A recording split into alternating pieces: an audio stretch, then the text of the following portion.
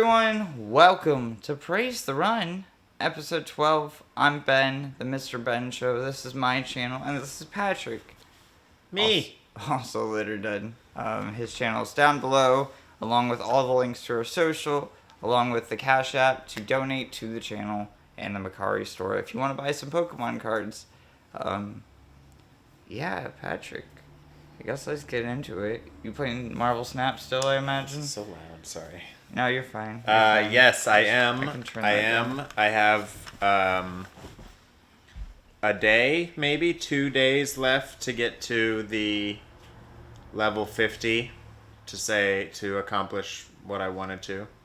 Oh. If I get to level 50 on the season pass, I'll buy the battle pass because then I'll get all the extra goodies. But if I don't, then I'm just not going to do it. But I think I can because I'm like 44, 45. Is the season already almost over or something? I don't know if all this one is, yeah. Oh, I don't know nice. if it's like going to be a monthly thing every time or if this was like a preliminary, like, It's going to be a problem. Seasonal thing. But yeah, this one's done in 2 days, maybe less than that now. I haven't looked since this morning, the timer. Yeah. But, yeah, I'm still playing it. I'm getting my butt beat now, because people that are playing it more are getting those higher cards and shit, and just they're learning. People are learning strategies, and I'm just trying to do it on my break, Yeah. So I gotta step it up, but I've made a couple more decks since then to kind of switch it up.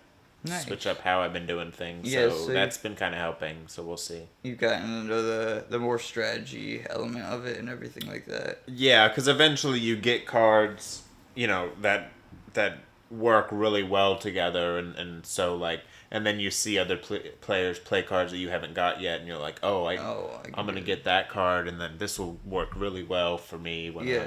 But you don't know when you're going to get them necessarily because... you get them as you level up. Every once in a while, you get a mystery card. And then that'll just be one of the many cards in this season's roster or whatever, I guess. Yeah, I wonder... Yeah, I really hope they add cards frequent enough to keep going. Because I feel like that was, like, the thing with Hearthstone where, like, sets weren't coming out frequent enough. I think they... I think they are. Like, I feel like they're already, like, way ahead of... I don't know. I mean, they just had an update, too, just, like, yesterday, I think. Yeah, maybe. I'd imagine they're going to be pushing a lot of updates and stuff, just to balance and everything. Yeah, I mean, it was balance stuff, art stuff. They added more, like, quirky little details and things. Actually, I need to do that. I haven't even done that yet. Yeah. Put up the update. It wouldn't do it at work for some reason. My Wi-Fi was not good there. But, yeah. But all in all, still playing it. Still fun. I still enjoy it. They introduced new little, like, arena, little, the little center locations, or, so, like, new little surprises every so often, which is cool. Yeah. And I'm excited to see, like, how it changes each season or whatever. Like, what are they going to do? Are there going to be, like, different game modes or just, like... Yeah. Oh, yeah. I didn't play a lot this week. Today I did a few episodes of Elden Ring. Mm-hmm.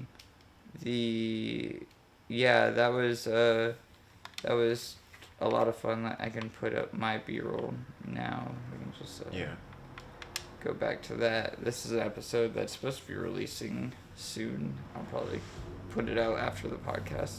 It was supposed to come out last week. I uploaded it around that time. But I've been still having dental issues and working around that. So that plus working full-time, my schedule switched because of issues with my boss and their family issues.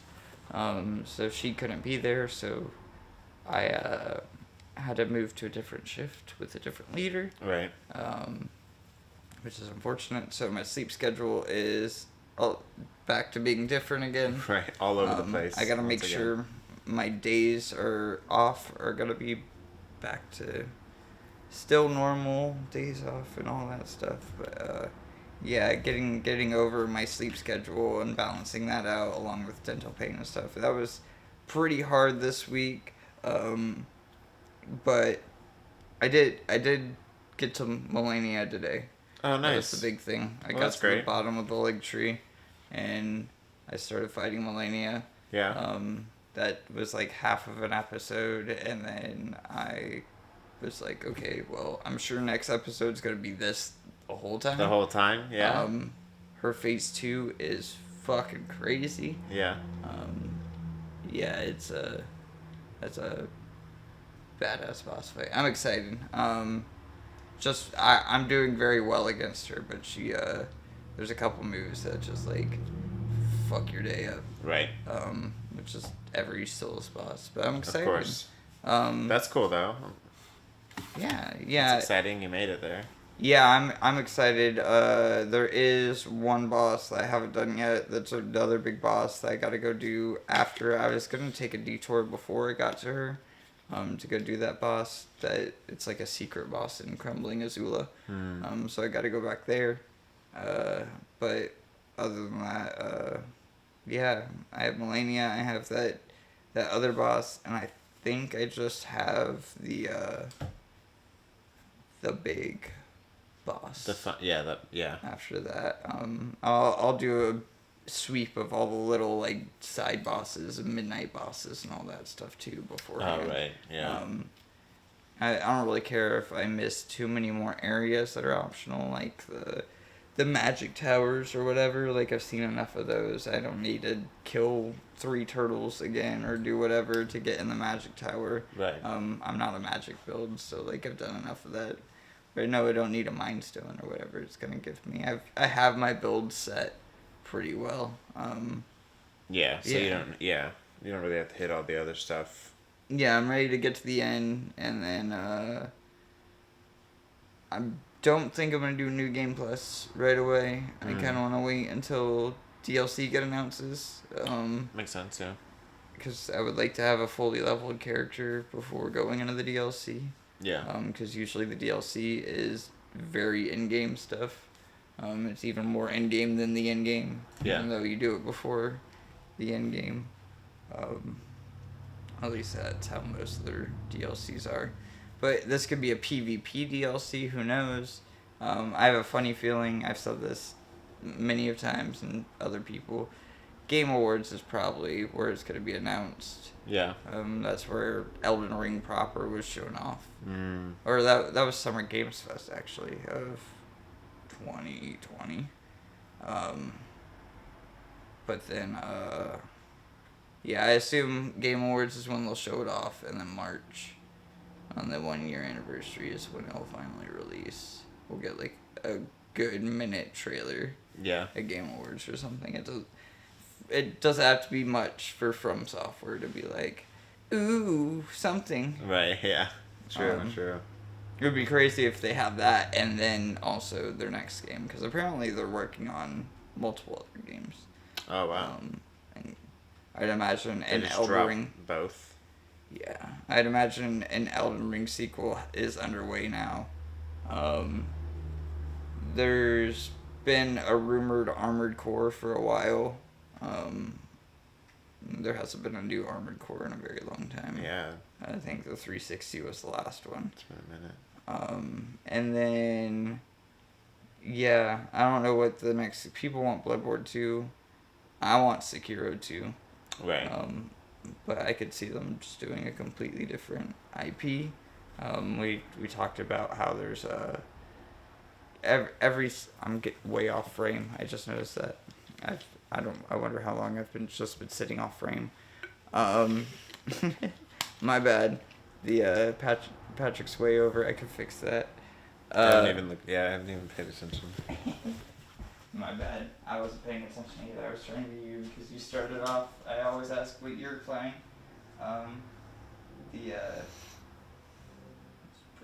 bring it back here. You see a little bit of the show. Just a little glimpse. Yeah, I'm excited to continue on. Only a little bit left. I don't remember what I was saying. But yeah, that's basically what I did. I recorded a few episodes of that today. I bought a table today, so I can start doing Pokemon. Oh, yeah. I was going to do Pokemon at night, but depending on what time we end the podcast and stuff, I might be sleepy. I got to go to bed soon for work and stuff. True. So, with that being said, going back to Marvel news. Marvel, we're just going to get into the news. It's going to be probably a shorter podcast. I only got a few news stories today, but it's a small handful, you know? Yeah. News is the news. The news. This is from IGN.com, written by Ryan Dinsdale. Camera. Headline. Marvel and EA signed 3-game deal starting with Iron Man. This Iron Man game was rumored a while ago. I feel like Jeff Grubb from Giant Bomb, he wasn't at Giant Bomb at the time. I don't think this was a while ago that EA Motive would be working on an Iron Man game.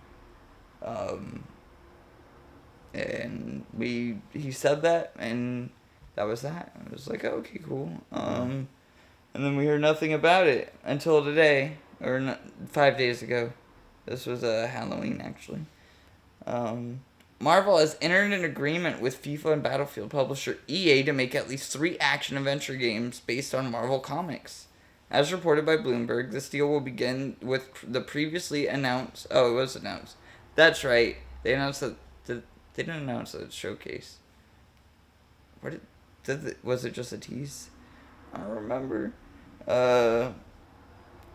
Maybe it was leaked and then whatever. It doesn't matter. It doesn't matter.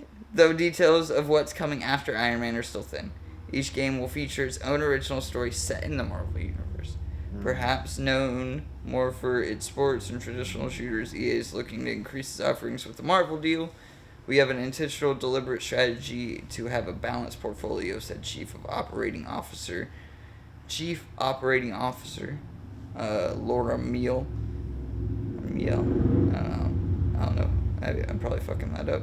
There will be Marvel fans who don't play any other EA games. It's unclear if the second and third game will be centered on different Marvel characters like the Hulk or Thor, or if there'll be follow-ups of the Iron Man game similar to what Insomniac did with Spider-Man and the spin-off to Miles Morales and the upcoming sequel.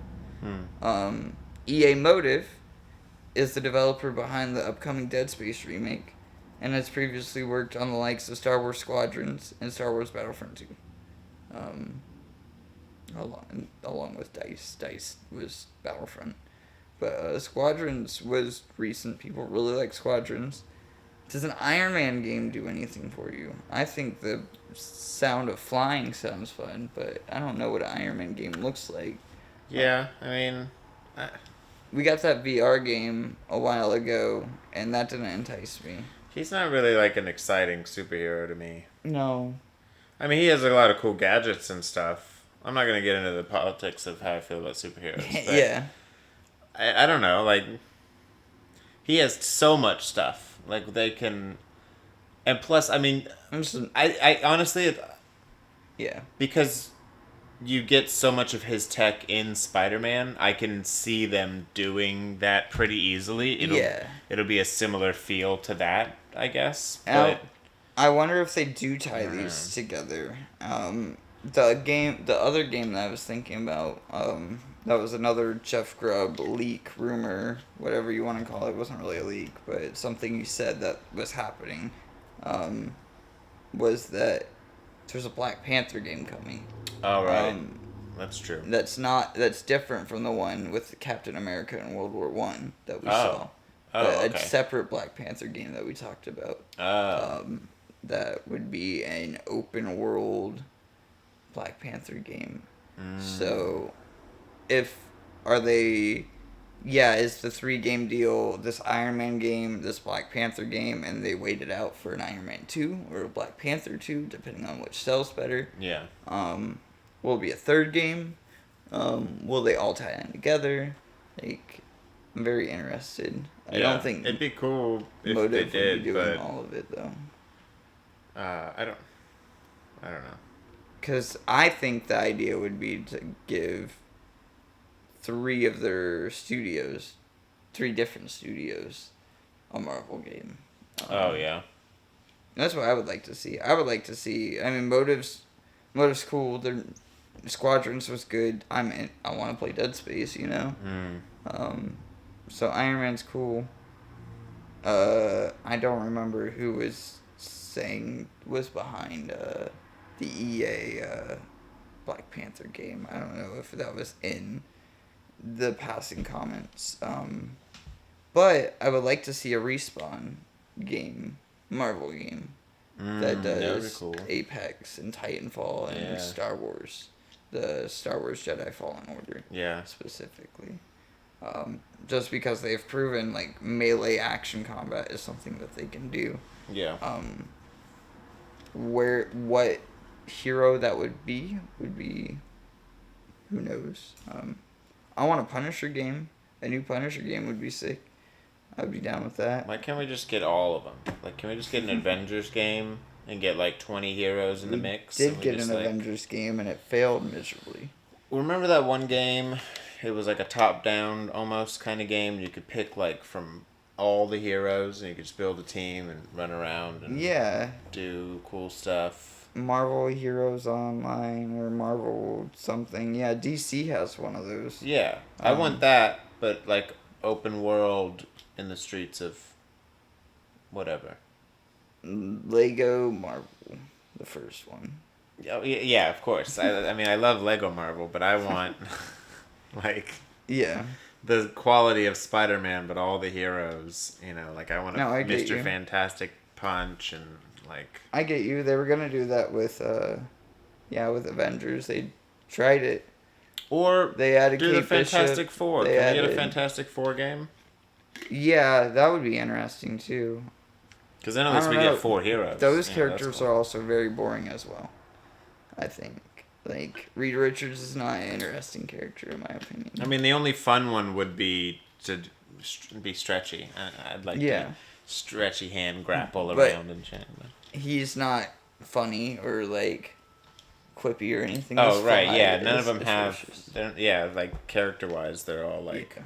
Whatever, you know. Which is the problem with most of the Marvel heroes, unless it's Spider-Man or Wolverine or the Guardians, because we've built them a personality with the James Gunn movies, you know, like... Right. It's superheroes are weird. Right. They're very blank-slated because you're reading on a paper and you're supposed to interpret. Like, I mean, I guess not, because there's pictures and stuff, but... The way you read things is a lot different than what may be on the screen. That's true. So who knows? But we got more news. Yeah, like just watching this little Marvel Snap review. Yeah. I'm seeing cards I've never seen, and I'm like, what is happening? Let me just go over a couple of videos. PlayStation VR 2, man. Okay. You remember talking about this recently? This was coming out. It got announced recently.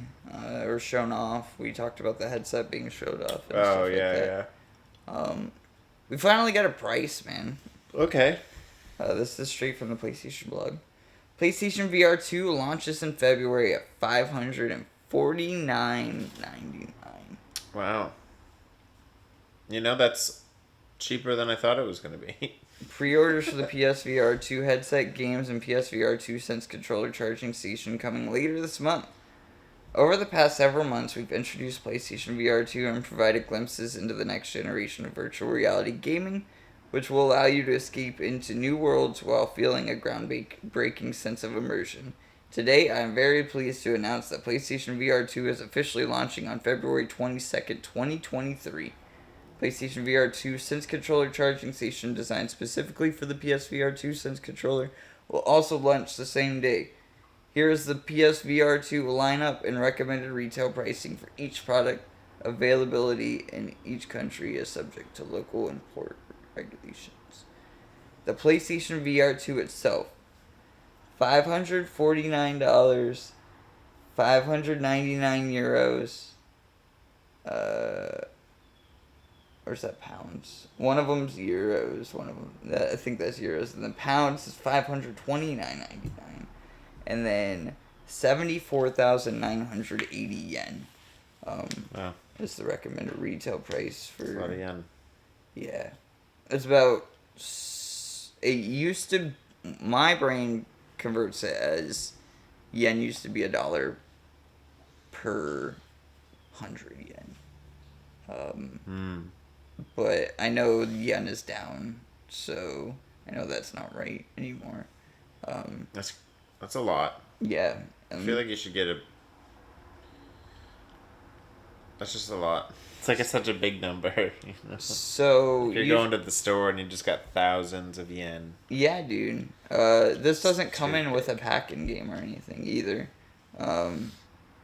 Like Astrobot with PlayStation 5, you know. Like, right. Or it's just like straight that. up. That's just a headset, no game. Wow. If you want a game, there's a PlayStation VR2 Horizon Call of the Mountain bundle.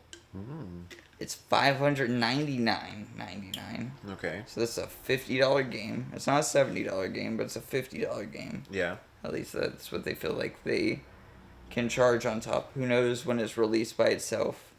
And then the PlayStation VR2 Sense controller charging station, just this charging station, not the controllers, it's $49.99. Yeah. So, if you didn't know, we talked about the price hikes, actually, a while ago. Even with the price hikes, this PlayStation VR2 headset is more expensive than the console itself. Specs-wise, that seems in line. Specs-wise, apparently that MetaQuest Pro that we're talking about, it might be around that range. And that's a $1,500 machine. But that's an AR machine. Yeah. It's different. And it's its own, but it's also its own thing. I was going to say, it's like by itself or whatever. Yeah. You don't need a computer for a Quest or a Quest Pro or any of them. Right. For the PlayStation VR 2, you need a PSVR. You still need yeah. And a TV. Yeah, right. And all of the the things for it and stuff. Yeah, this they announced a bunch of games with this as well. None of them are super enticing. Horizon Call of the Wild was the big one that they revealed with a while ago, and like it looked like a tech demo. It was like, oh, this is a cool like demo thing, and then people played it and I was like, oh no, this is like an actual game. And then yeah, it's a $50 game, at least as of right now. You can't pre-order the game itself yet, but it yeah, I am interested to see how this does. It's there's a lot of people that say they want it, hardcore VR fans, you know. Yeah. PlayStation fans, but will that be enough to make PlayStation happy? I know the last headset did sell above 1 million units, and they made a big deal about how happy they were when it hit 1 million. So maybe they're more in it for the long haul and just progressing tech, and yeah, people will buy the headsets and games. I mean, like, not a lot of games come out for PlayStation VR, so I'd imagine people are buying either the majority of them or buying one game and never picking it up again. Yeah. But for a $650 or a $550 device with a $500 console, I'd imagine people are gonna at least buy a bundle of games. Right. Yeah, I would hope so. Like, if you also remember, because of the tech, all the new tech and stuff, none of the original PSVR games are backwards compatible. Devs have said that they are working on PSVR 2 versions. Beat Saber, No Man's Sky, all of those. Right. But can you get all your stuff with it? Yeah, who knows? I'd imagine so. I'd imagine they'll just make a PS5, PSVR2 version. Right. Whoops. There goes the controller forever. Went over to Patrick. But yeah, that's all I really got for that story. Yeah, I mean, the only thing I have to say about that really is as long as they're not doing it like the iPhone, where it's like every year, every other year, they're putting out another $600 slightly larger thing or whatever, like... No, this is definitely a once-a-generation thing. Right, and that's fine. And that's... Maybe, I feel like that's worth saving up and getting that game. Because, like, the experience and stuff, especially when there's, like, games that you've played just via remote, Yeah. is worth it. It's just... I mean, this is about on par. I mean, PlayStation was out for, I guess, 3.5 years or so before PlayStation VR came out. Yeah. It's been about that long, almost. It's been 2 years, at least, since the launch of these. Yeah. It seems on par about what they're doing. I could see them doing a Pro model later, but I don't know how far the tech is going to advance because it's 120 hertz. It's like, this is a beefy machine, and unless if you're going to have this be a base model and then make an $1,800 or $1,500 model of whatever you want to do, I don't see that being the next move. Right. Because the tech's just going to get more expensive as you go, right? You're going to have to add more cameras. You're going to have better movement. You're going to have to get a neck brace eventually because it's going to be so heavy. Yeah. Apparently this thing is lighter, which is that's good. Yeah, it is lighter. I need to pee real quick, so we're going to take a short break for a second, and I'm going to clap it over to about 2 minutes from now. Hell yeah.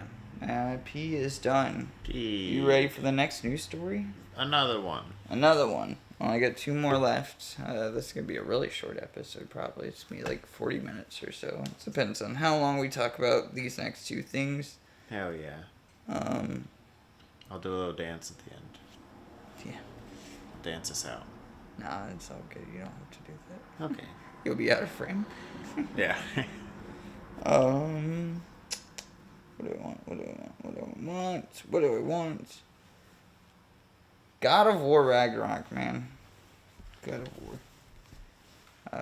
Let's talk about the big one. The big one. The review. We'll finish it off with Bayonetta, but... yeah, I knew that was going to be in the mix. But God of War Ragnarok comes out in about a week. November 9th is next week, right? It's less than that. Is it? It's the end of this week. Next week. It's the end of next week. Friday, right? What's today? The 5th? Is it Tuesday? That might be Tuesday. Anyways, reviews are out. Reviews come early for a good game. Yeah. Can you guess the score? The Metascore? All 10s. The Metascore.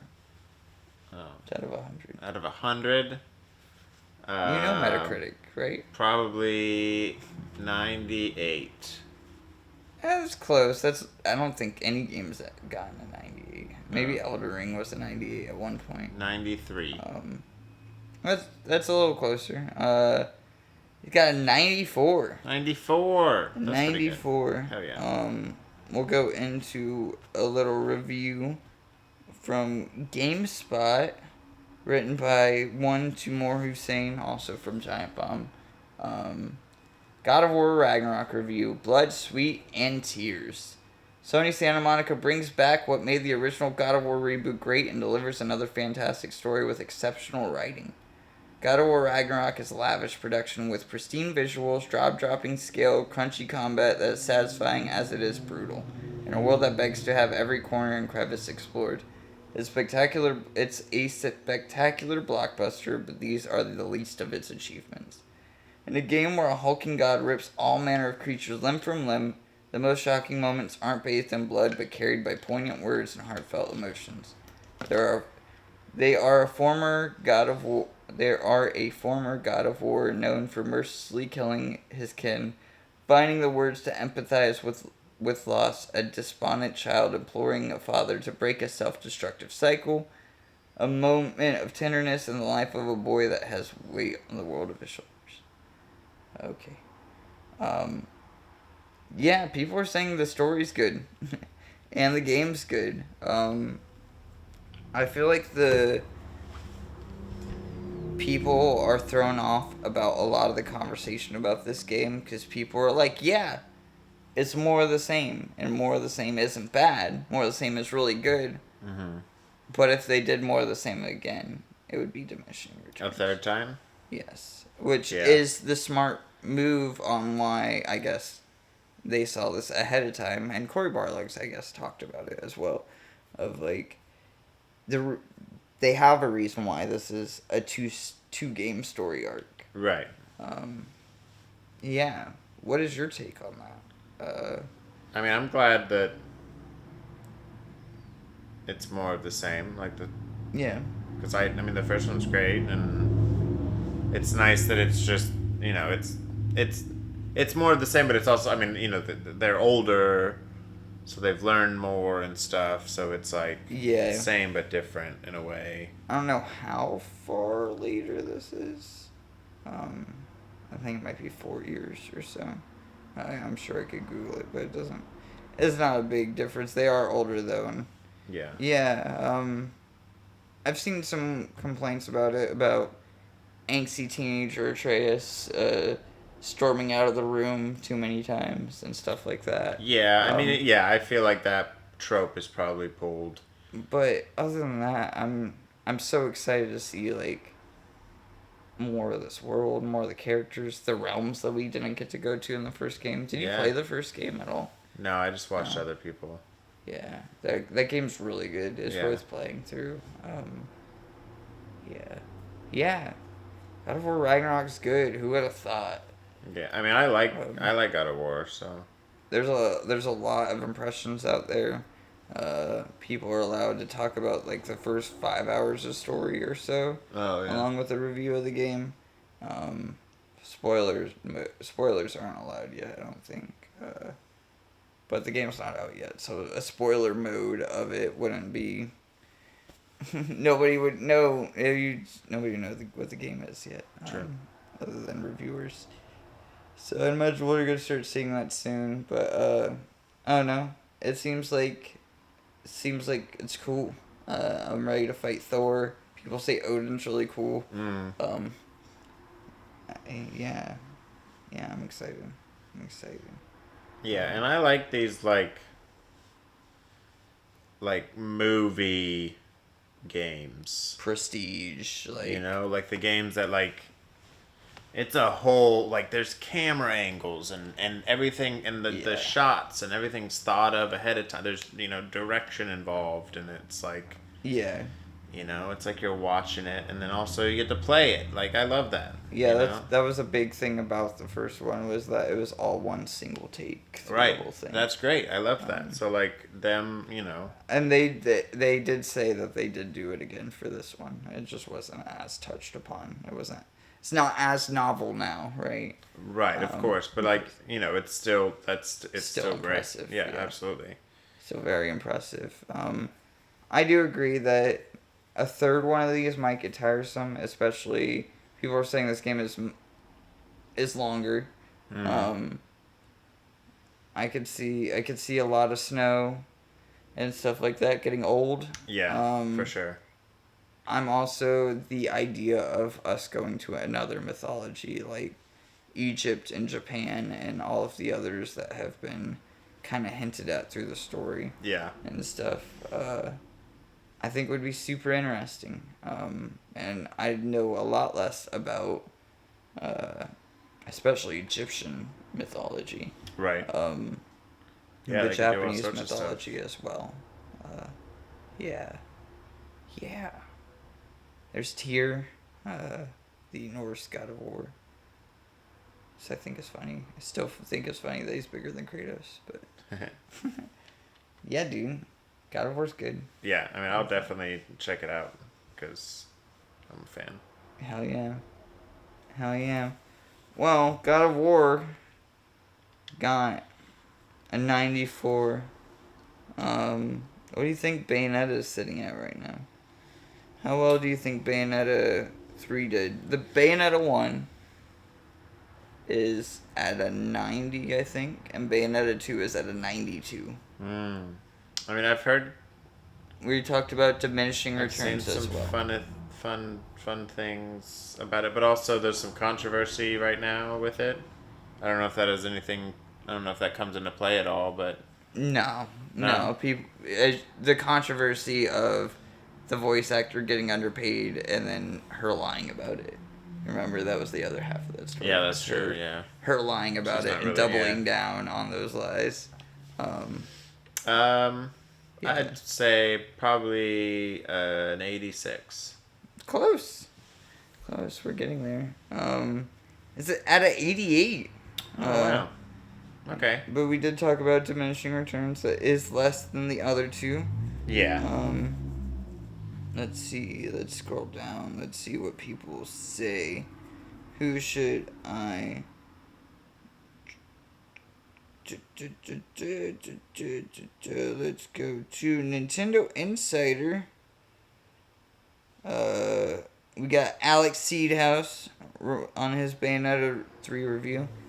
Know that Bayonetta 3 has been well worth the wait. An outrageously sensational sequel, Platinum Games has once again gone all out to deliver the latest righteous non-stop climax experience with its signature creative flair. Relentless in its spectacle and providing unparalleled thrills at every turn, it almost feels worrying to write anything too specific about the game out of fear of spoiling an experience that clearly takes delight in constantly surprising you with the unexpected. Yeah. I could read more of his review. I don't really want to get into it. Go read the Nintendo Insider review. They did give it, at least out of Metacritic, says they gave it 100 out of 100. Let's see if I go down. 10 out of 10. Nice. There we go. Yeah, people do really like this game. There is a couple 50s and 60s thrown in there. It's an action-adventure game, so like people are going to be like, oh, the combat's repetitive or whatever. Right. But it seems like that's really not the case here, and there's a lot of choice and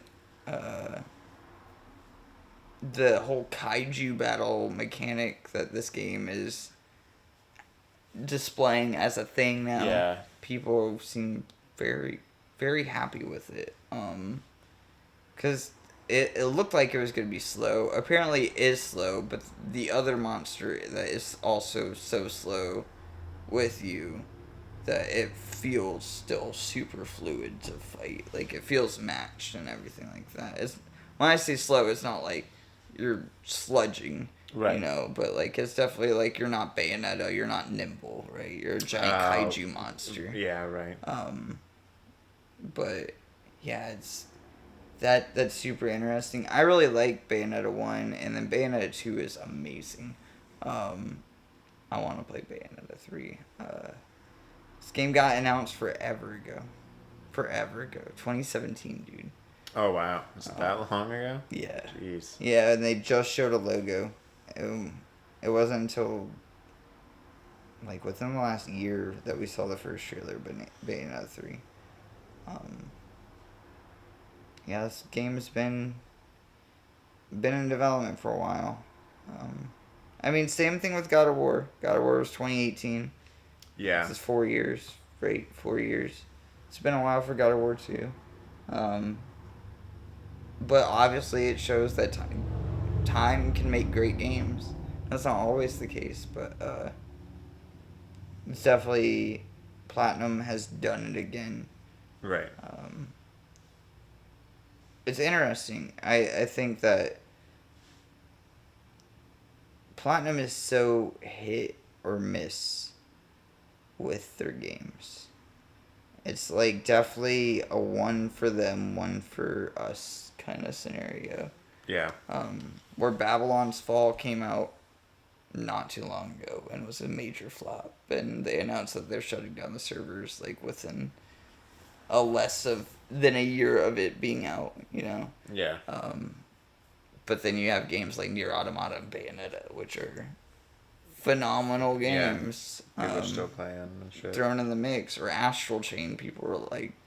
but then, yeah, you get your Teenage Mutant Ninja Turtles in Manhattan or whatever. And it's just like, what happened? Right, yeah.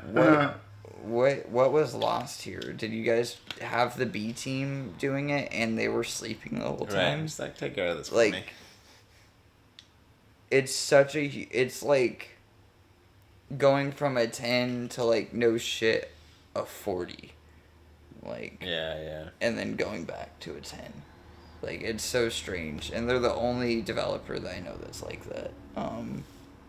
It's very interesting. Maybe that's budget too. Maybe budget. Yeah. Nintendo paid a lot of money for Bayonetta. You know, Nier Automata is a lot of money from Square. Mm-hmm. Yeah, that probably has a little bit to do with that. But Babylon's Fall is also Square, so who knows? Astral Chain was a Nintendo thing, I'm pretty sure. I mean, obviously budget matters and direction and stuff, but yeah, it's so interesting how hit or miss it can be. What's this? This is also Bayonetta. Yeah, it's still Bayonetta. This is crazy. Yeah, I was trying to figure out, like, what is happening. Like some like, Metroid Bayonetta. Yeah, this is sick. Love it. Yeah, these games are cool. Which, this is also kind of a Platinum thing. I think it was more of a Yoko Taro direction thing, but, like, Nier Automata's all about changing styles like that.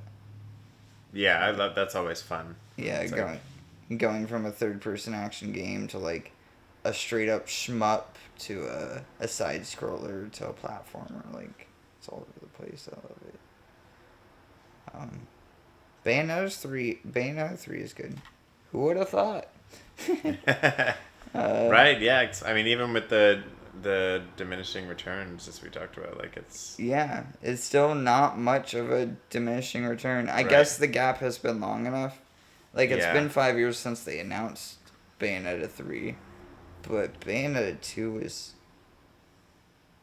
2012 or so. I guess that's, like, far enough along that, you know, things feel newer and stuff, and you want that even smoother feeling. Yeah, the first one released on, like, PlayStation 3, along with all of the consoles at that time. And then the second one was Wii U only, because Nintendo picked up the IP from that point. Yeah. And then, now it's another Nintendo exclusive, but it took a very long time. I don't know why, but I'm glad it worked out. Heck yeah, I mean, this looks great. This looks fucking so dope. This is so sick. And this is so unlike anything that the rest of the game is going to be like. Let's go a little bit to the main game. Oh, it's going to give us the ad. Never mind. And we're playing as a different character. Yeah, this looks like some Elden Ring stuff for a second there. Yeah, it's more Devil May Cry. Or Nier, but definitely an open world-ish or open zone-ish kind of feel. Not open world. I doubt it's open world. That'd be crazy if they made Bayonetta open world.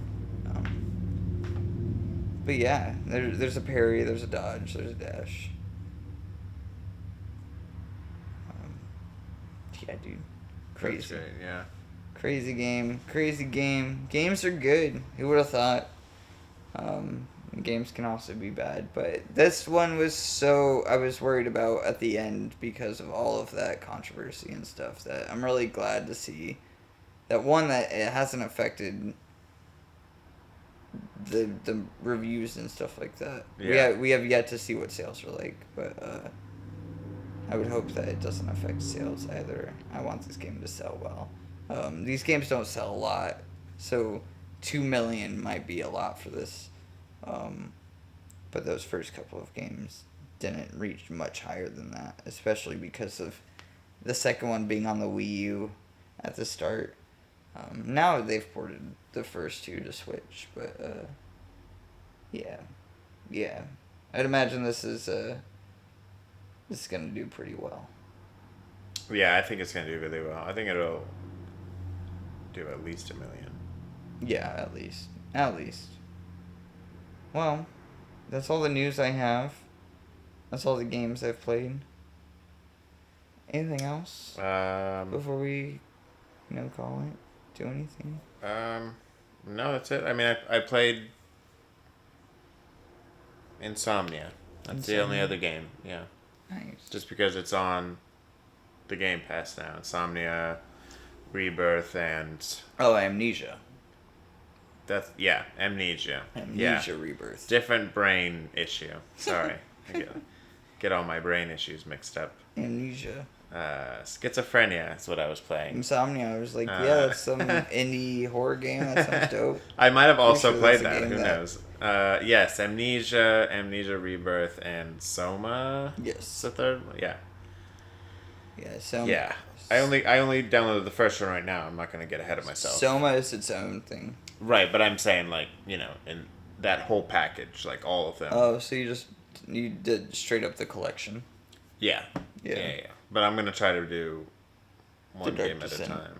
Yeah, so I started with the first one and played that for an hour or so. Fuck yeah, I'm excited. I'm excited to see what you have to say about that later. Yeah, it's been fun. Those games are cool. Creepy. You missed the meme of it, right? Because that's what made PewDiePie famous. Oh, really? Dark Descent and stuff like that, and him playing custom levels and stuff like that. I remember the water levels that he would play. Yeah. Those I remember pretty well. So then when I got to that first one, I was like, oh shit, this does look familiar. Maybe I have seen this shit. Yeah. Yeah. Yeah, those enemies will look familiar too. Yeah. Yeah, things started to kind of look familiar, and I was like, man, I must have seen someone play this or something. Yeah, it's been around for a while, and it was a big internet fad. Yeah. Because of, especially with customs and stuff like that. That's crazy. Yeah, I'm excited. Tune in next week to hear more Dark Descent and maybe a Machine for Pigs or Soma. Yeah, or maybe. Rebirth, whatever you want to do next. That'd be cool. Yeah. How long are the games? Not super long. Maybe 5, 6, 7 hours. They're not. Soma is less than 5 hours for sure. Oh, word, okay. Yeah. The Amnesia games might be a little longer, but they're not super long. Word. Horror doesn't do well long, and they're pretty good at their games. I think the second one is technically a different developer. But the same director or something like that. Rebirth? No, Machine for Pigs. Oh, okay. Yes. Oh, yeah. That one's on Altogether package. Yes. Yeah. Yeah, those are the first two. Yeah. Well, I guess we'll call it here. And my stomach's rumbling. I need to use the bathroom. Food. And brush my teeth in bed.